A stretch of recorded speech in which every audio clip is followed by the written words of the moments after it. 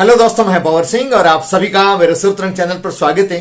दोस्तों, कहते हैं नहीं कि कलाकार जन्म नहीं लेता बल्कि भगवान के द्वारा उसको अवतरित किया जाता है। लेकिन दोस्तों, जब यही कलाकार ज्यादा ऊंचाई प्राप्त कर लेते हैं, जब शोहरत प्राप्त कर लेते हैं, जब उनके पास में पैसा धन दौलत आ जाती है, तो निश्चित तौर पे इसको बहुत सारे पचा नहीं पाते और ऐसे रास्ते पर चले जाते हैं जिसके कारण से उनका भी पतन होता है और समाज को बहुत बड़ी क्षति होती है, क्योंकि उनके जाने से वो कला वहीं पर समाप्त हो जाती है। ऐसा एक महान कलाकार जिसने इतनी ऊंचाई प्राप्त की कि शायद ही उस क्षेत्र में किसी ने ऊंचाई प्राप्त की हो, लेकिन शराब की लत के कारण से अनेक कलाकारों की बात, इस कलाकार का भी अंत समय से पहले हो गया। जिंदे होते तो न जाने अब तक हम कितने उनके मधुर गीतों को सुनते, कितने मधुर संगीत को सुनते, लेकिन ऐसा नहीं हो सका।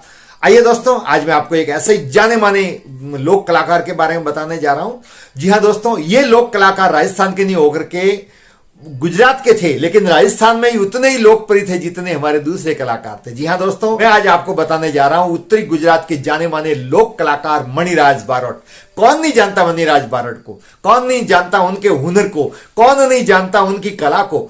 सबने देखा होगा वीडियो पर, स्टेज पर जब वो गाते थे, एक दाएं हाथ में माइक लेकर के बाएं हाथ में तलवार घुमाते हुए, कई बार डंडिया घुमाते हुए, वो जो दुशाला ओढ़ते थे उस दुशाले को घुमाते हुए और अलग प्रकार का स्टेज पर नृत्य करते हुए भाव भंगिमाओं के साथ में और अद्भुत कला के साथ में मंच पर छा जाते थे। देखने वाले मंत्रमुग्ध हो जाते थे। हास्य के चुटकुले भी वही सुनाते थे, कथा सुना करके डायरा भी वही प्रस्तुत करते थे, गरबे और लोकगीत तो फिर वो उनके कंठ से निकलते थे, कोई शब्दों में वर्णन भी नहीं किया जा सकता। कहते हैं उनके साथ में कोई कलाकार स्टेज प्रोग्राम शामिल करने के लिए आता ही नहीं था, और कोई आता था तो वो इतना दब जाता था कि लोग केवल मणिराज बारोट को ही सुनते थे। आप देखें उनकी झलक। ये बाद के कलाकारों ने उनकी नकल की है, आज भी बहुत सारे कलाकार हैं जो उनकी नकल करते हैं। मणिराज बारोट तो मणिराज बारोट था, उसका मुकाबला कोई नहीं कर सकता। बाद के कलाकार नकल कर सकते हैं, वो तो सूर्य के समान चमकता हुआ सितारा था। लेकिन दोस्तों, क्या आपको पता है कि मणिराज बारोट की जीवन की शुरुआत कैसे हुई? उन्होंने जीवन में बहुत संघर्ष किया, बहुत निर्धन और गरीब और एक दलित परिवार में जन्मा हुआ व्यक्ति किस प्रकार से फर्श से अर्श तक पहुंचा, जीरो से हीरो बना, ये कहानी भी बड़ी रोचक है। और किस प्रकार से उनका समय से पहले अंत हुआ नशे के कारण से, वो मैं बताऊंगा। जुड़े रहें, आप देखें पूरा वीडियो। दोस्तों, गुजरात जहां का साहित्य बड़ा समृद्ध है, जहां का संगीत बड़ा समृद्ध है, और उससे भी बढ़कर के मुझे कहते हुए बड़ा फक्र महसूस होता है। मैं राजस्थान का हूं, लेकिन मैं बहुत सुनता हूं गुजरात का संगीत, गुजरात के गीत। प्रबुद्ध और सुधी जो जनता है वो आज भी संगीत को इतना ही तन्मयता और तल्लीनता के साथ में सुनती है। वहां के डायरों में आज भी लाखों की तादाद में लोग जाते हैं, रात रात भर सुनते हैं। हमारे यहाँ पर अनुराग देखने को लोगों में बहुत ही कम मिलता है। वहां एक से एक नामी ग्रामी कलाकार हुए हैं, जहां भिखुदान गढ़वी, जहां कीर्तिदान गढ़वी, जहां दिलो भाई काग, जहां पर दिवाली बहन भील, दमयंती बरौड़, प्रफुल्ल दवे, एक से बढ़कर जिनको लोगों ने सिर आंखों पर बैठा करके उनको नवाजा है। दोस्तों, इसी गुजरात के उत्तरी गुजरात, जो पाटण और बनासकांठा जो जिला है वो उत्तरी गुजरात कहलाता है, उसी उत्तरी गुजरात के पाटण जिले के बालवा गांव, एक छोटा सा गांव, वहां पर शिवराम भाई बारोट के घर पर मणिराज बारोट ने 1963 में जन्म लिया। ये दोस्तों मूलतः तूरी बारट कहलाते हैं, जो हमारे यहां पर तूरी भाट कहते हैं। मेघवालों के ये भाट होते हैं जिनका मुख्य पेशा गाना बजाना और मेघवालों के वंश का वो बइयों में वर्णन करना लिखना होता है। ये इनके वहां पर जन्म हुआ था। बहुत ही गरीब और निर्धन परिवार से थे। इनके पिताजी अपने यजमानों के वहां पर जाते थे, वहां पर सारंगी बजा करके गाते थे, वहां से जो कुछ भी मिलता था उससे उनका जीवन यापन होता था। मणिराज बारोट के घर पर चूंकि बचपन से ही संगीत का माहौल था, गाना बजाना शुरू से ही होता था, तो खून के अंदर भी उनके अंदर कला तो थी, लेकिन उस कला के अंदर इनके अंदर अनुपम हुनर भगवान ने अलग से दिया था। फिर ये भी अपने पिताजी के साथ में जाते गाते, बहुत सारे इनके गीतों को सुनकर के लोग प्रभावित होते। भगवान ने इनको बहुत सुरीला गला दिया था, कभी उनका कंठ टूटता भी नहीं था। ये हुनर हर कलाकार में होती नहीं है।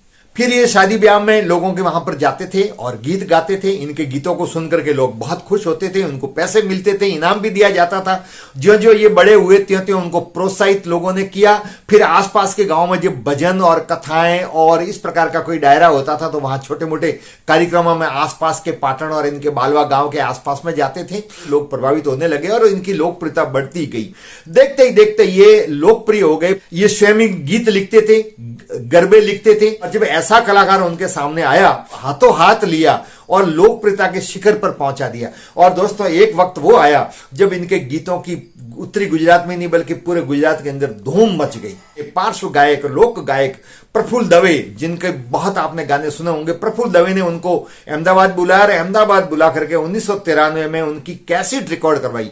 ये वो दोस्तों दौर था जब मोबाइल नहीं हुआ करता था, कैसेटें जो आप देख रहे हैं कैसेटें हुआ करती थी। और मणियारो आयो सबसे पहले उनकी कैसेट आई, जिसके अंदर ये मणियारा इन्होंने गाया। वो मणियारा इतना लोकप्रिय हुआ कि लोगों की जुबान पर मणिराज बारोट का नाम आ गया। उसके बाद में दूसरी कैसेट उन्होंने बनवाई जिसकी थी छेल दरवाजे ढोल की बाजी, ये भी बहुत सुपर हिट हुई।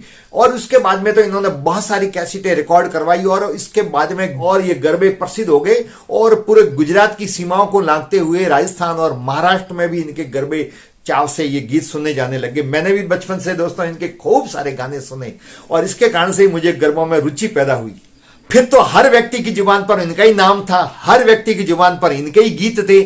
अब दोस्तों क्या था, जैसा लोकप्रिय होता है व्यक्ति, तो फिर गुजरात में एक अलग प्रकार का प्रचलन है। जो अच्छे अच्छे लोक गायक हैं वो बाद में जाकर के उन्होंने फिल्मों में भी काम किया है। तो फिर दोस्तों सुभाष शाह जो गुजरात के जाने माने फिल्मों के निर्माता हैं, उन्होंने तय किया कि इस कलाकार को लेकर मैं फिल्म बनाऊंगा। सूरत भी बहुत अच्छी थी, बहुत दिखने में सुंदर हैंडसम व्यक्ति थे। तो सबसे पहले सुभाष शाह ने उनको 1998 में ढोलो मारा मलकनो फिल्म बनाने के लिए ऑफर दिया और इनको हीरो के रूप में लिया और ये फिल्म बहुत हिट गई। इस फिल्म में मणिराज बारोट ने स्वयं ने अपने गीत गाए। उनके द्वारा गाए हुए गाने इतने लोकप्रिय हो गए कि फिल्म इतनी हिट हुई कि लोगों की भीड़ उमड़ने लगी टॉकीज पर। 16 बरस नहीं सुंदरी गीत बहुत प्रसिद्ध हुआ। इसके बाद में राजूड़ी ने सांताड़ी सार लेवा गई थी, बहुत लोकप्रिय हुआ। उसके बाद में होकलियो क्या देश हाल्यो बहुत लोकप्रिय हुए, एक से एक गाने उसमें। इसके बाद में तो अनेक फिल्म निर्माता इनके पीछे लग गए और उनके द्वारा बहुत सारी शानदार फिल्में बनाई गई, जिसके अंतर्गत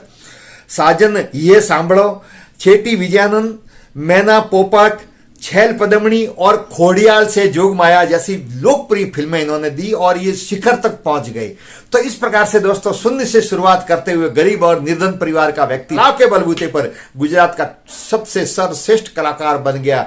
अब दोस्तों इनके पास में बहुत सारा काम आने लग गया और ये बहुत बिजी रहते थे। अमूमन दोस्तों देखा गया है कि कलाकार जो हमारे होते हैं वो ऐसे समय में अपने आप को संभाल नहीं पाते हैं, क्योंकि एक तरफ तो इतनी शोहरत मिल जाती है, इतना पैसा मिलता है और फिर पैसों के लालच में ये देर देर रात तक कार्यक्रम प्रस्तुत करते हैं, ठीक से सो नहीं पाते, बहुत सफर करते हैं एक शहर से दूसरे शहर, दूसरे शहर से तीसरे शहर। ऐसे में शौकिया तौर पर अथवा थकान मिटाने के लिए बहुत से कलाकार है वो शराब की लत में आ जाते हैं और इनके साथ में भी यही हुआ दोस्तों। ये धीरे धीरे शराब के आदी होने लग गए और फिर ये लत बढ़ती गई और स्टेज पर ये शराब पीकर के कार्यक्रम की प्रस्तुति देते थे, जो बहुत सारे वीडियो में आपको बिना कहे ही पता लग जाएगा कि ये शराब में है। इसका परिणाम ये हो गया कि फिल्में इनसे छूट गई, फिल्मों में काम इनको मिलना बंद हो गया। इसी प्रकार से बहुत सारे ऐसे धार्मिक कार्यक्रम जहां पर इनको मंच पर बुलाया जाना था, लेकिन लोगों ने वहां पर भी इनको बुलाना कम कर दिया। इसके कारण से इनके बड़े बड़े जो प्रोग्राम थे वो कम होने लग गए, तनाव में आ गए, तो और भी इन्होंने शराब पीना ज्यादा शुरू कर दिया। और दोस्तों आखिरकार उनके शरीर पर इसका प्रतिकूल प्रभाव भी पड़ने लग गया। 2006 30 सितंबर का दिन, नवरात्रि की 30 तृतीया, और सोमनाथ जिले के अंदर गिर गांव के पास में आंध्रा गांव है, वहां पर एक कार्यक्रम देने गए थे। और उस कार्यक्रम को देने के बाद में जब वो आ रहे थे तब इनकी हृदय गति रुक जाने के कारण से हार्ट अटैक से देहावसान हो गया। जैसे ही समाचार ये पूरे गुजरात में मिला तो शोक की लहर छा गई। गुजरात शोक संतप्त हो गया। लोगों को यकीन ही नहीं हो रहा था कि मात्र 43 साल की उम्र में ये कलाकार ऐसे कैसे जा सकता है। अंतिम प्रोग्राम में मायाबाई अहिर जो जाने माने डायरा प्रस्तुत करते हैं, वो स्वयं बताते हैं, वो कह रहे हैं कि उस दिन तो शराब में वो इतने थे कि उनको पकड़ करके, आप सुने वो क्या कह रहे हैं। जना पकड़ीने तेज माथे लाव्या ने आ एनो सेलो डायरो तो जाહેરનો અને ત્યારે ઈ માણસ માઇક હાથમાં લઈ અને એને ઓડિયન્સ ને આ પબ્લિક ને પૂછ્યું તમને મણિરાજ ગમે છે એટલે પબ્લિકે કીધું હા અને તેદી માણસ ઊભો ઊભો હરેશભાઈ રોતો હતો ને એટલું કીધું કે મને મણિરાજ બહુ ગમે। અરીસા હામો જોઈને કીધા કરું વાહ મણિરાજ અને પછી એની જે કુટેવ હતી સાહેબ માઇકમાં બોલ્યો। 1 લાખ માણસની વચ્ચે માઇકમાં બોલ્યો હતો। આનાથી રૂડો માણસ મારે ક્યાં ગોતવા જાવો। सुना आपने, माया भाई अहिर जाने माने कलाकार है, वो कह रहे हैं कि पकड़ करके मंच पर आए थे, इतना नशे में वो थे। और उन्होंने फिर उस दिन अनेक बार, और उस दिन भी उन्होंने स्वयं ने अपनी कमियों को बताया कि मुझे चले गए, उनका जीवन भी समाप्त हो गया, लेकिन उनकी कला, उनका हुनर, उनकी अदा वो अद्भुत थी, वो भगवान की देन थी। दोस्तों, पांचवें सुर में कोई नहीं गा सकता, हर व्यक्ति के बस की बात नहीं, लेकिन ये पांचवें सुर में गाते थे, रात भर इसी कंठ में पांचवें सुर में अकेले गाते थे, सामने सुनने वाले थक जाते थे, लेकिन ये बंद नहीं होते थे। ये गॉड गिफ्ट नहीं तो क्या। फिर दोस्तों, उन्होंने एक ऐसा लोकगीत गाया जिसने गुजरात की सीमाओं को तोड़ते हुए पूरे भारत भर में प्रसिद्ध हो गया, जिसकी ताल पर आज भी लोग खूब नाचते हैं, और वो गीत है दोस्तों, आपने भी सुना होगा, सनेड़ो सनेड़ो सनेड़ो सनेड़ो लाल सनेड़ो समझीने हाँ बड़जो लाल सनेड़ो। ये सनेड़ो, सने का मतलब होता है प्रेम, और इस गीत को गुजरात में इन्होंने ही गाया था, और इतना वो लोकप्रिय हो गया कि इसके बाद में तो इन्होंने लोकप्रियता के सारे रिकॉर्ड ही तोड़ दी। दोस्तों, वो इस दुनिया से चले गए, लेकिन उनकी कला, उनके हुनर, उनके गाए हुए लोकगीत, उनकी बनाई हुई फिल्में, उनके गाए हुए गरबे आज भी चाव से सुनते हैं। इसलिए इनको गुजरात के लोक कला के, लोक संगीत के विश्व पितामह कहा जाता है। दोस्तों, 1991 में उनकी प्रथम पत्नी थी, उनका देहावसान हो गया था। उसके बाद में उन्होंने दूसरी शादी की। प्रथम पत्नी से इनकी 4 बेटियां हैं, मेघल, राजल, हिरल और तेजल। राजल और हिरल संगीत के क्षेत्र में जो बहुत अच्छा गाती हैं, स्टेज प्रोग्राम करती है। इनके भाई रसिक भाई हैं बारोट, वो भी बहुत अच्छे लोक गायक हैं। इनका भतीज योगेश बारोट, वो भी जाना माने लोक गायक है। और इनका भाणेज राकेश बारोट तो बहुत बड़े कलाकार है, जो गुजरात में उनका बहुत बड़ा नाम है। तो इनके परिवार के लोग हैं, वो आज भी संगीत के क्षेत्र में स्टेज पर हैं, और ये उनको सब देख करके गए, मणिराज बारोट। तो ये था दोस्तों गुजरात के जाने माने लोक गायक मणिराज बारोट के जीवन का परिचय मैंने आपको दिया। आपको ये वीडियो कैसा लगा कमेंट जरूर करें। आप वीडियो को लाइक करें, शेयर करें, और चैनल को सब्सक्राइब नहीं किया हो तो चैनल को सब्सक्राइब करें। वीडियो देखने के लिए आप सभी का बहुत बहुत धन्यवाद। जय हिंद।